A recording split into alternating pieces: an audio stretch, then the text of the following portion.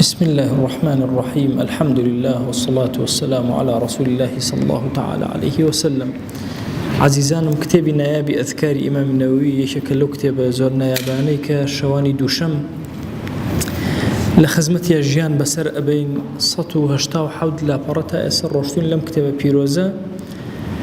وميدا كم خواهي قول عمر من باقيك لسر خير بتوانين ختمي أم كتاب جوانب كين قيشتين أويك دوای ئەوەی نوێژ لەسەر مردوو کرا و چوار الله ئەکبەر کرا و سەلام درایەوە بابێکمان بۆ دامەزرێنی ئیمامی نەووی ئەفەرمێ باب ما يقوله الماشي مع الجنازة ئەو کەسێک کە لەگەڵ جەنازە ئەڕوا چه ذیکرێ بخوێنە چی بڵێ ئەفەرمێ يستحب له أن يكون مشتغلا بذكر الله تعالى وا باشە ئەو کەسێک کە لەگەڵ مردوویەکە ئەڕوا لەو کاتە زمان داخراو نەبێ بۆ خۆی ذیکر بخوێنێ والفكر فيما يلقاه الميت و بیر کاتەوە ئایا ئەم مردووە بۆ کوێ ئەبا بەچی ئەگا مەسیری چییە بەرەو کوێ ئەڕوا ئەمە کۆتایی دنیایەتی فەقیرە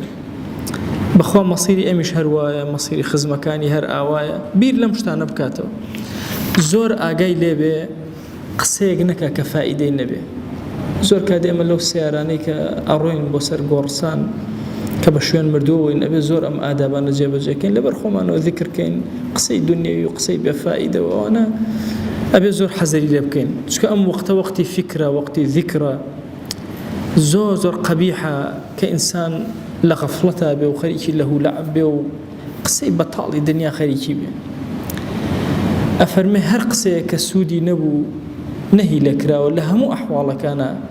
ئەی چۆن لەم حاڵەیە کە تۆ بۆ سەر گۆڕستان ڕۆی نەهی لێ ناکرێت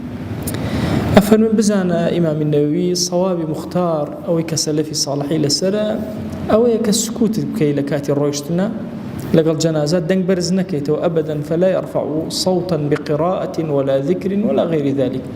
نبا ذكر دنگ برز كو نبا قرآن خاندن أبا هيشتاق لوانا بيدنگ هواش لقل يا برو لا دلي خوتا ذكر كان بك حكمتي لما ديارة چونك حتى وكو بيدنجي هبه إنسان فكري صافتر أبي أتوانا زياتر بيركاته ولا مصيري خوي وأمر دوي كيس أيبا لو كاتشا فرمتنها أو مطلوبة أوش حق راست على مغرور ما ببوي كخلقي زور مخالفة أما كانوا قصي زور كانوا لم كاتي روشتن وصل لا تواز دوانا بينا أفرم فضيلي كر عياض فرمويتي رضا ورحمتي خوي الأبي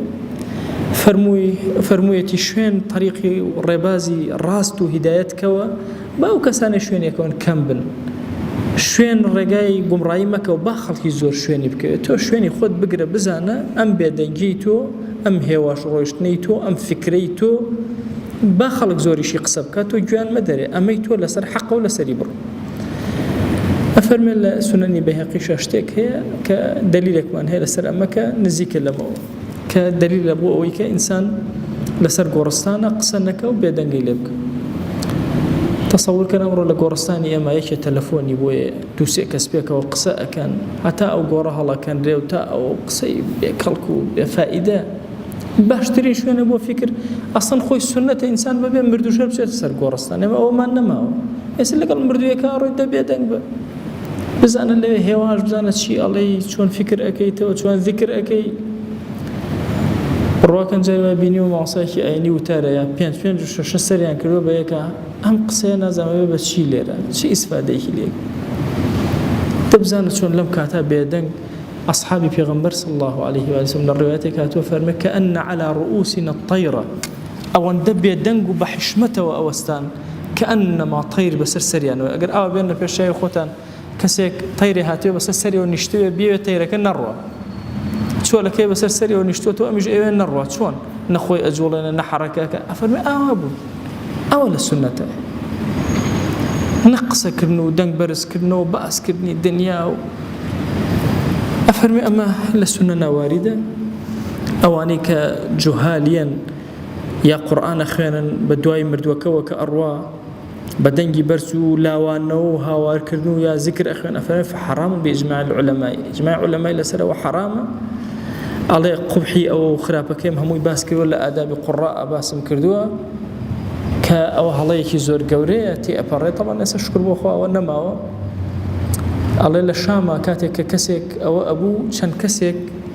لە پێش مردووەکەەوە ئەچوون 4 کەس 5 کەس ئەمیان ئاەتێکی خن بە لەحنێ بە دەنگی بەرز ئەوی تر دانەیەتر ئەوی تر دانەیەتر ئەوی تر دانەیەتر ئینجاڵە درێژیان نەکردەوە هیچ ئەحکامێکی تەجویدی تیان نەبوو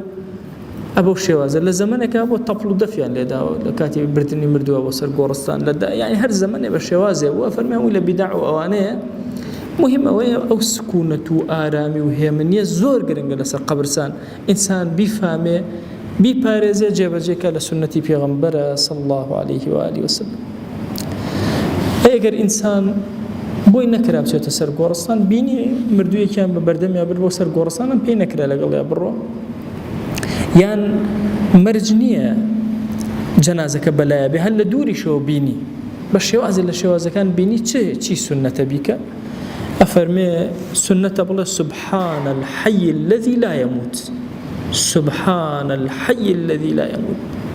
پاک و بێگەردی بۆ ئەو پەروەردگار کە صفەتێک لە صفاتەکانی الحیە زیندویەتیە ئەبەدەن مردن بەسەریان نایە ئەفەرمێ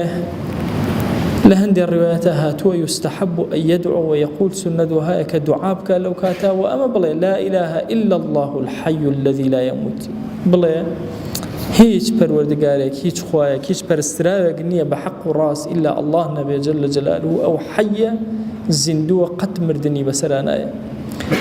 فيستحب أن يدعو لها وسنة وهاية كدعاء زور بكابو أم مردووە ويثني عليها بالخير أجر أهل خير بالناس لأهل خير سنة بكا أم كسا أو صفتي باجبو أو شتي باجبو بوشي وازا ولا يجازف في ثنائه بلام أقل زيادة الروي نكا للثناء أما بالنسبة أمر شو هالدروسته كاتك سيري فيسبوك كاتك سيركي أو تم مردوك تشييع جنازة كان أم ذكر بخيانة كما تور آية بينيوتا بل سبحان الحي الذي لا يموت لا إله إلا الله الحي الذي لا يموت هركامي كان بل لو دوانا هر سنة والدعاء بكبو كسكا وأجر كرا ثناء خيري لسربك باشا نوسينا كبو نوسي الحمد لله أم كسب يا تشاقو أم تشاك أم لبيني اشتيق لو بابتانا أجر حزت كر ثناء كبكي لبر سنتك أجرك الدسك ئەمە لە مەسەلەی ئەمڕۆیە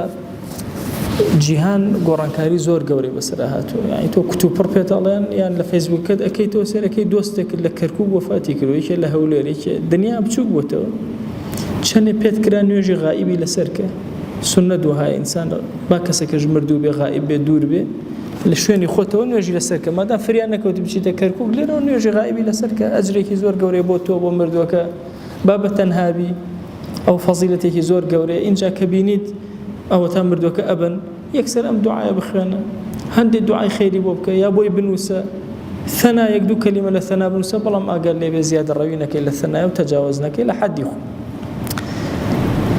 أما دبس أمر لم كتبنا يا بدوما لذاتي باش برودقار رحمته بزي وكرمي خوي بسرمانا ببارين خوي جان أم كلماتاني كإيلين أم فرماشتاني بيغمبر صلى الله عليه وسلم كلا خزمت يا أبين بكرة شرايك روشن بو دنيا من بو عاقبة من بو آخرة من خوي قول لقناهي من شيء وجبوري وخالي من قبولك وصلى الله على سيدنا محمد وعلى آله وصحبه وسلم تسليما كثيرا أبدا إلى يوم الدين خوي قول من قبولك وخالة راضي به